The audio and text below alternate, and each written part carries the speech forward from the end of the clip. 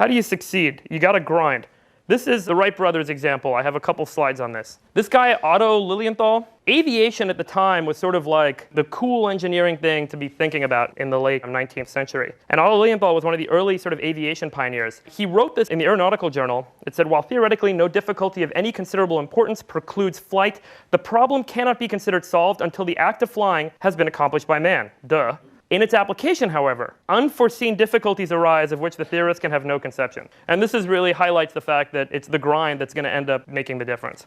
He died a few months before this was published because he got on a plane or a glider that wasn't built right and crashed. Irony. Around the same time, the Wright brothers, who had a background working in the printing industry, they saw this cool new thing. The internet of the day was transportation.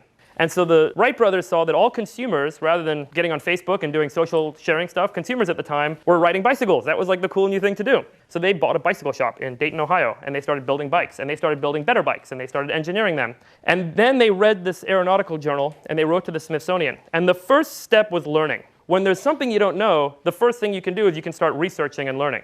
I didn't know anything about weather. I still know very little about weather. I didn't know anything about insurance. I've had to learn a little bit about insurance. And along the way, the needs of the mission, the problem we were trying to solve, mandated that we learn stuff that we didn't already know. And so the first step was these guys started writing to the Smithsonian, and they requested, equivalent to a FOIA Act request nowadays, government request, send me all the information you guys have on aeronautical research that's been done.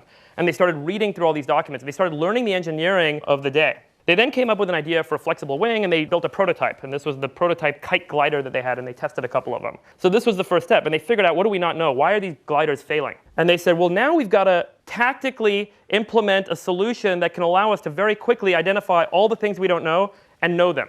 So they invented something called a wind tunnel, and it allowed them to test over 200 wing designs, and they recorded the coefficients associated with each wing design in a very detailed way that no one had done before. And that gave them the ability to systematically go out and build a better wing that they were then able to use to build a plane and eventually fly.